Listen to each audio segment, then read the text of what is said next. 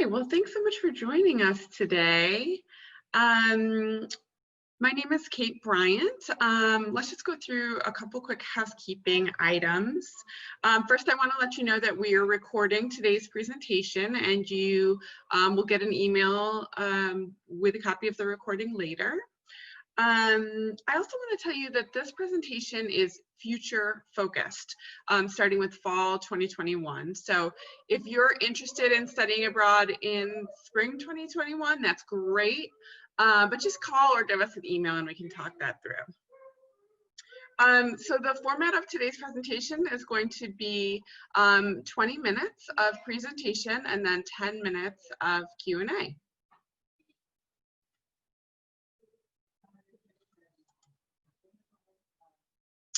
So I'll tell you that when I studied abroad in Madrid, Spain, when I was in college, I just went on my school's program and it was great. I had a great experience, but now that I know more about the field of study abroad, I realize, oh my gosh, there's so many great programs out there that I could have done. I wonder which one would have been the right one for me. So that's what we're hoping to sort of tackle today. Together with my colleagues, Virginia, Lori, and Hernando, will tell you about some of our favorite international relations and poli-sci programs. I'd like to tell you a little bit about IES Abroad. IES Abroad is a nonprofit organization that started in 1950, so we've been doing study abroad for a long time. We offer a lot of different study abroad and internship abroad programs all around the world. We offer programs that are based at one of our awesome IES Abroad centers, or we have programs where you directly enroll at a partner university, or we have programs that combine the best of both worlds. At IES Abroad, we're proud to be an organization that believes that study abroad is not just for a specific type of student, it's for everyone, no matter how you identify. So here's Hernando from our diversity team to share a bit more. Great, thanks. As a Senior Diversity Relations Manager, along with Gretchen Cook Anderson, who is the Assistant Vice President for Diversity, Recruiting, and Advising, we both work to inspire more underrepresented students to study and intern abroad. Through our initiative to diversify education abroad, which is essentially the strategy for diversity and inclusion here at IES, we've created a series of resources to help you throughout the study abroad process.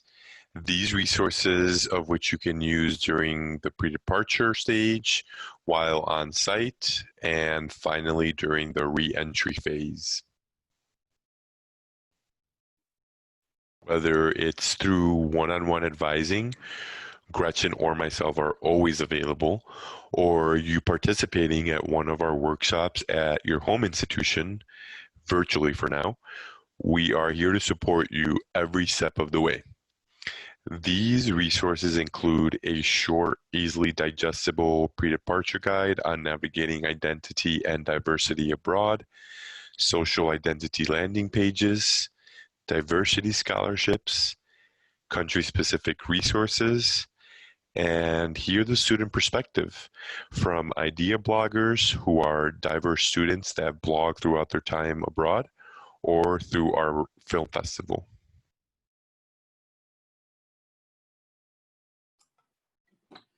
My name is Lori Roth. I'm one of the college relations managers here at IES Abroad. I work with students mostly in the Northeast of the United States. I did study political science as both an undergraduate and a graduate student, and I actually studied political science abroad as an undergraduate. So I'm really excited to talk to you today about why studying political science in IR and going abroad is a great idea for you. Some of the examples of types of reasons of why going abroad as a poli-sci student can be so important are listed on the screen, but we're going to get into some more detail as we go through our presentation as well. Today we're really focusing on 6 program options that are excellent for political science and IR students, and we'll go into detail about why each option is a great option specifically for IR students or poli-sci students who are interested in a career in those fields. All of the programs that we're going to talk about today, just so you know, are English language based programs and do not require a language background. So the first program that we're going to talk about is one of my favorites, our program that focuses on the European Union. This program is based in Freiburg, Germany, which, if you're familiar with Germany, is in the southwest corner in the Black Forest region in Germany. It's based in Freiburg, which is an old, medieval, adorable, walkable city. There's beautiful, narrow cobblestone streets. The architecture is incredible. There's a cute picture that's on the screen right now. Actually, I think this is my picture. And one of the fun things about the program is that you get to live with local German students who are doing their university degree in the city as well. And the reason why there's several reasons why this is a great program for poli-sci and IR students. First is that you'll get to learn in detail about specific EU topics. So the courses themselves focus all on different aspects of the European Union. So it's good for students who have a regional focus on Europe, but it's also good to be able to translate those concepts to other areas as well. The second and super unique aspect about this program is all of the trips that are part of it. There's actually 3 week-long trips around Europe to go and visit different aspects of the European Union in detail. On those trips, you actually get to meet with EU officials, which is incredible and amazing. And then you'll be able to talk about those meetings during your grad school applications, during future interviews with employers. Super unique experience. And you'll literally get to see in the field the concepts that you're learning about in class. So absolutely incredible and super unique experience. My name's Virginia, and I forgot to introduce myself before, but I'm a college relations manager, and I didn't study IR or poli-sci, but I was an Asian studies minor, and I did live in Asia for nearly 2 years and had the opportunity to explore. I didn't study abroad in undergrad. It's my biggest regret and one of the reasons why I now work to help students go abroad. So I'm going to talk a little bit about Shanghai. Shanghai is a bustling city and an economic cultural hub. The city has a ton of great food, amazing shopping, incredible museums, and it's this really international city because it's had a lot of international influences there. Here are some reasons why I think this is a great location for poli-sci and IR majors to go. One is if you are focusing on East Asia, this is a great place to go because you can improve your Mandarin, but it's also a really good jumping off point to other destinations in China and the rest of Asia. And in fact, this program includes a 5 to 7 day trip to another Asian country. And in the past, students have visited Japan, Taiwan, or South Korea to really add a comparative element to their studies. Another reason you might enjoy this program is because some of the academic highlights. In your program, you'll visit the stock exchange and key economic development offices. You'll observe classes at a local school, attend a panel discussion on Chinese politics and economics. You can take courses like international politics in East Asia or Chinese economy and politics. And if you want to, you can also take a course at our partner university, Fudan University. Some students also like to get involved in extracurriculars while they're in Shanghai. We've had students who've joined the Modern Dance Club, the Shaolong Kung Fu Club, the Air and Health Environmental Protection Association, as well as the Tai Chi Club.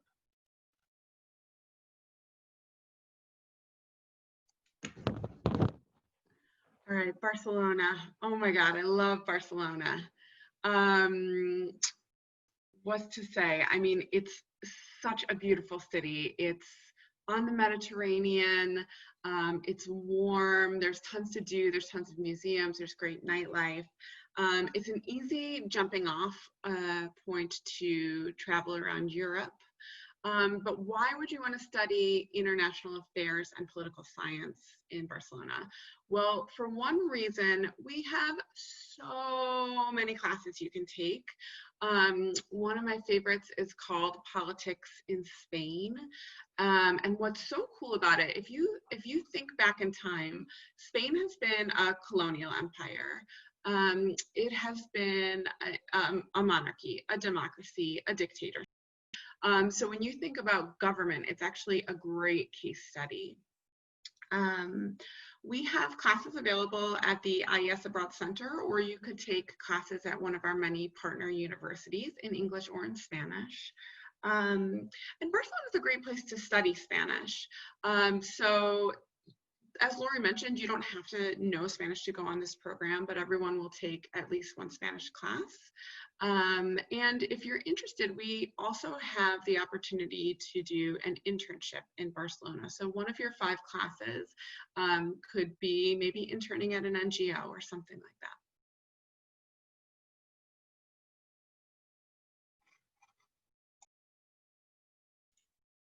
All right, and now we're going to head down to South America to talk about the Emerging Economies Program. This program begins in Buenos Aires, which is a political, economic, and cultural hub of Argentina and a city I'm sure you'll fall in love with.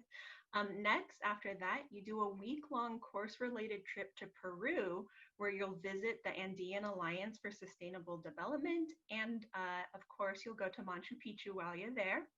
And then the second half of the program takes you to Santiago, which is a cool city that's historic and yet modern and has like a thriving business center and a clean, efficient subway system. I think the coolest thing about this program is how these countries truly become your classroom. You'll experience these different economies and cultures, and you'll really see the accelerated pace of globalization and economic growth on these 2 really different locations. So why this program? I think that this is a really good program that's a mix of political and economic issues with a lot of in-depth hands-on learning, as well as being able to improve your Spanish skills if you'd like. In this program, you'll stay with a homestay family and you'll be able to practice your Spanish every day. You'll take 16 to 19 credits for the semester, and you'll be able to take some cool courses that are taught in English, like contemporary Argentine history, politics and culture in the construction of national identity. And depending on your courses, you might do a ton of site visits, like you might go to local businesses and industry leaders, visit the Mapuche community in Chile, or the Plaza de Mayo to learn about the Madres de Plaza de Mayo movement. Of course, while you're there, you will have time for fun activities. We do provide a lot of activities and optional field trips. So you could go to Vina del Mar, which is a beautiful coastal town in Chile, or you could pop over to Uruguay. In addition, you could do cultural activities with local students in Santiago, or take a cooking class, or maybe you'll learn to tango.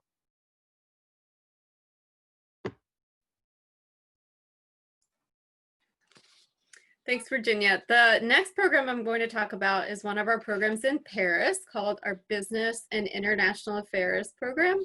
First of all, regardless of whether you're a political science or IR student, you definitely are going to want to go to this program because it's in Paris and Paris is amazing. So that's something.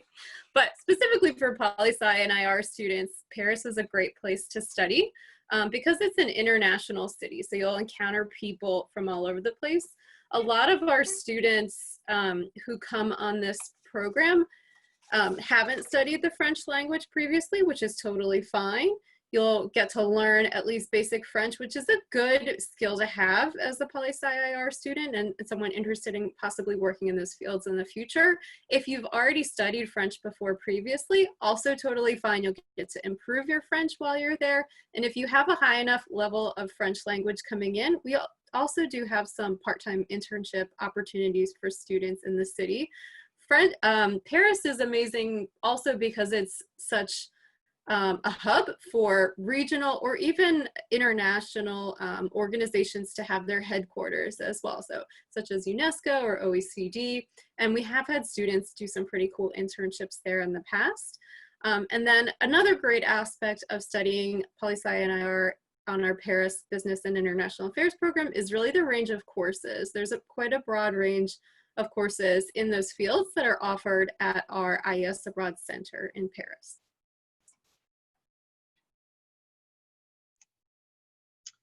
Okay, so Rabat,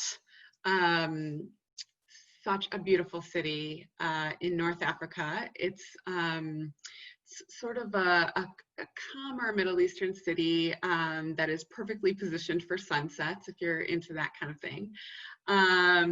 It has a really beautiful Medina. If you don't know what a Medina is, it's like a walled sort of older part of the city, and it has really narrow streets, so you can sort of really narrow alleys, so you sort of walk through and you come upon like a market or a cafe. And actually Rabat has a really like cool cafe scene, so it's really common for people in Rabat to order a coffee and sit in a cafe all afternoon, so you can meet your friends there and do your homework and sort of figure out like, oh, which coffee is the best one for me. Studying abroad in Rabat is just, it's kind of a 1 in a million study abroad opportunity. You are going to travel to the Middle Atlas Mountains and stay for a weekend with a Berber host family. You are going to ride a camel through the Sahara Desert. You'll go to Fez. You'll go to Tangiers. You'll go to Chefchaouen, which is the really famous Moroccan blues city. So just, like I said, just a 1 in a million experience. You're going to step out of your comfort zone.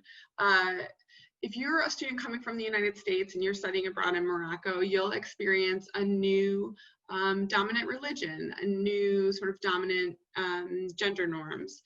So it's a really good chance to sort of learn about a different culture, but also really sort of reflect on your own culture.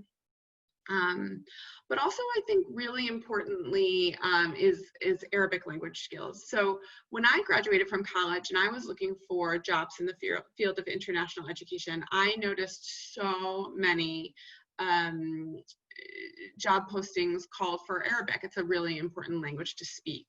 On our program, you'll take 6 credit hours of Moroccan Standard Arabic, and you'll also take 1 credit hour of Moroccan Colloquial Arabic. And then there's tons of other classes that you can also take. So there's one class that I love that's called the US and North Africa, where you'll learn about the War on Terror. You'll learn about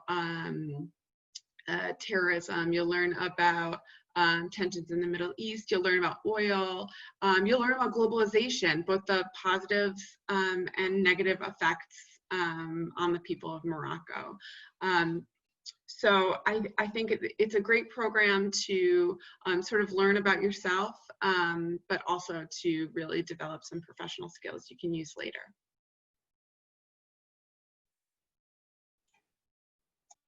All right, so thank you so much for all that information. If you have more questions or want to find out more about any of these programs, we have a lot of different resources for you. The first one is our IES Abroad ambassadors. These are students who've returned from study abroad and are there to answer any questions you have. On our website, you can find an ambassador and you can put in different search fields. So you could look by program or by home university or housing type. If you have a question about a homestay, you can find someone who did a homestay and ask a student about their direct experience. We also have IES Abroad correspondents. These are students who have shared their stories, videos, photos to kind of tell you about the day in a life of a student abroad. They tell you all the good things and they share some of the hardships as well. So you get a really honest view from these students. Once you apply to our program, you do get an IES Abroad advisor as well.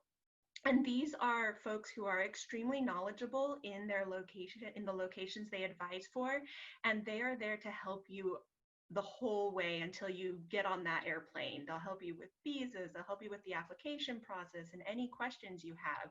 So they're a great resource as well. We're also on all the social medias, so please follow us to see awesome pictures and things like that.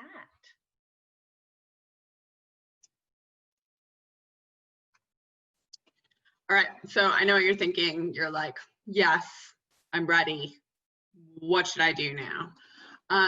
The answer is you should talk to your academic advisor. Even if you're a first-year student, you should have a conversation with your academic advisor and find out what's the best semester for me to go abroad, what classes should I be looking for my semester abroad, what classes should I not take here at my home university because I'm planning to take them abroad. You should talk to your homeschool study abroad office. They're a great resource to learn more about what programs are available to you. You can start your application online with us. It's super easy. It takes like 5 to 10 minutes, and you can even do it on your phone. And you can call us. You can email us. If there's a specific class that you're looking for, or you just have general questions, that's what we're here for.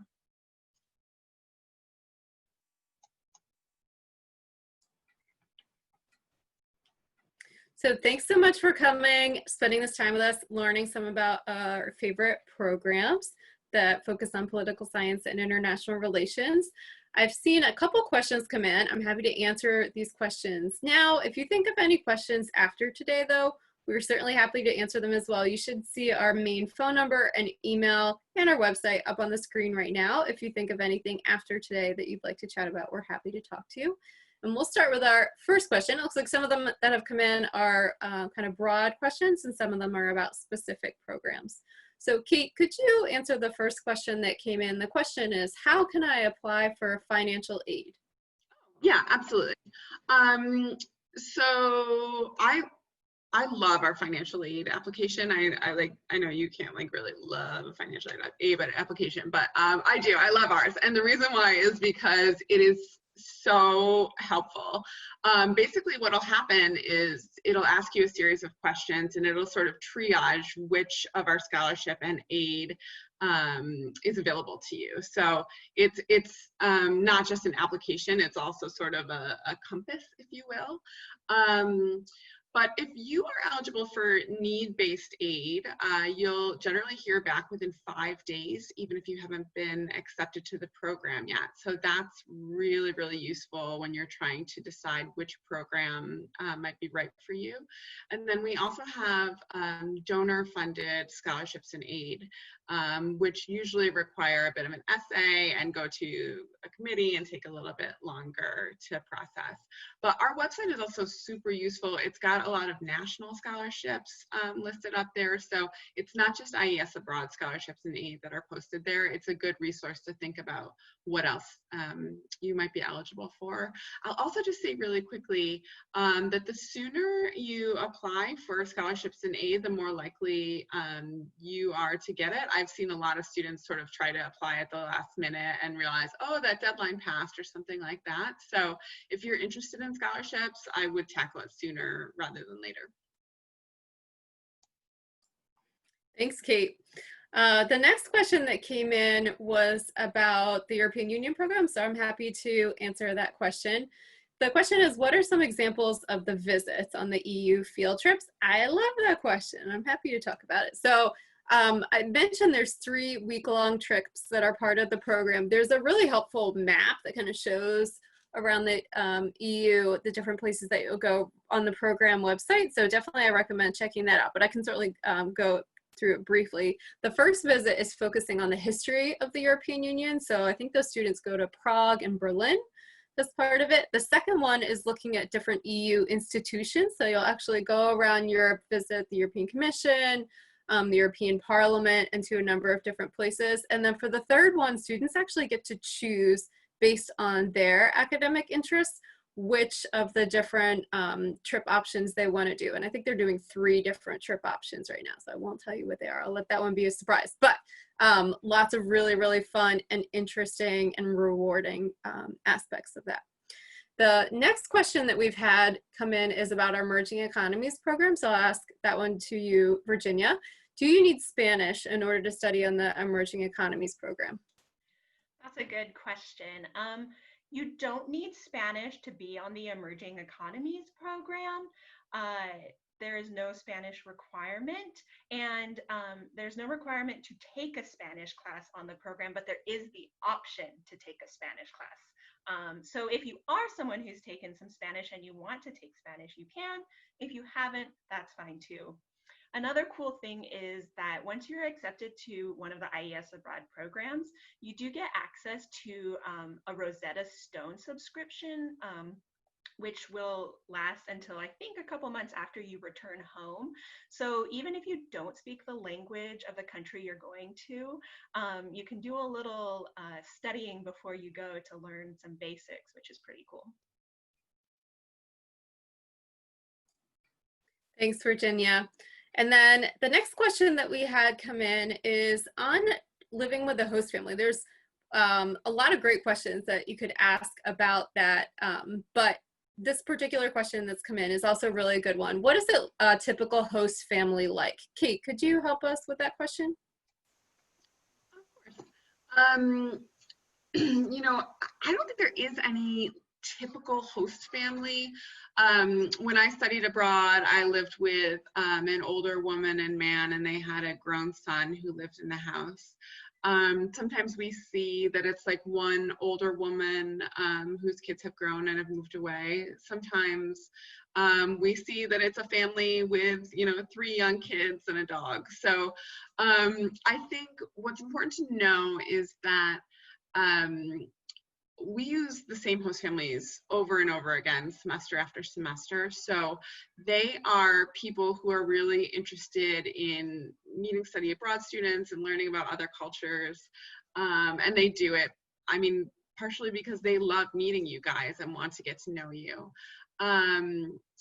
I think I would also say, just because I get this question a lot when I talk to students, that I know sometimes students feel really kind of weird about the idea of living with a host family. Not all students feel comfortable with that idea. And I also was nervous about it when I studied abroad.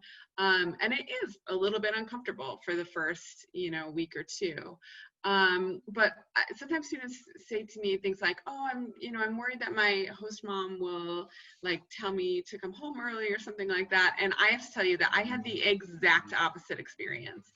When I studied abroad in Spain, my host mother said, you're coming home too early, madrileños stay out all night. So I think it's a really great experience. Thanks, Kate. The next question that we've had come in is actually related to a question that we just had, Virginia. So I'm gonna pass that along to you about Rosetta Stone. Is Rosetta Stone an option for all IES Abroad programs or just certain ones? Good question. It is available to all IES students. So as soon as you get into your program and you've got your student portal, you'll just see it in there ready for login and studying. Thank you. The next question that we had come in is about accommodations, and I'm happy to answer that question. So the question is, I have a learning disability. Do you provide academic accommodations for students? And the answer is absolutely. So we actually have a whole Dean of Students office based in our Chicago headquarters that helps connect students with the resources and help them plan out beforehand in order to be able to go abroad and have it be as similar as possible to the accommodations that they're used to here in the US. If that's something that you would like to talk about beforehand, you can absolutely give us a call at the website that's right on there. Let us, you can talk right to the Dean of Students office now if you want to get involved early in the planning, or you can email, they're very good at emailing as well, but the answer is we're happy to help. The next question that came in is specifically, and I think this is the last question so far because we're almost out of time, so this is perfect. The last question that came in is also about living with a host family. So Kate, I'm going to give that one back to you. If a student has, this specific student is asking about a gluten allergy, but if a student has any type of a specific dietary restriction, can they still live with a host family?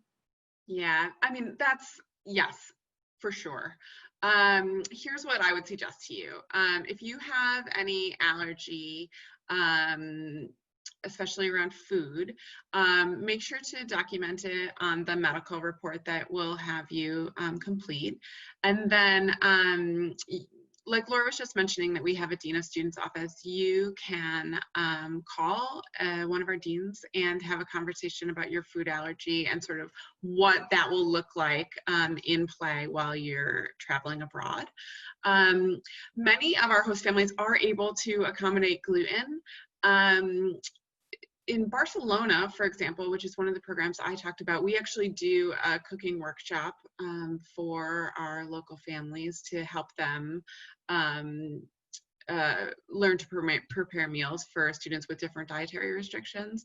So I think don't rule out the option of a host family because you have a food allergy. Just make sure you let us know, and we'll see what we can do to find you a family that's right for you. Thanks, Kate. So thanks so much for coming, everyone. We're so happy to have had the opportunity to talk to you about these different options today. We will send you a follow-up link with the videos in case you had so much fun that you want to watch all this again. And if you have any questions after today, we are more than happy to talk about any of these programs or anything else you'd like to talk about. So thank you so much for coming, and we really appreciate your time.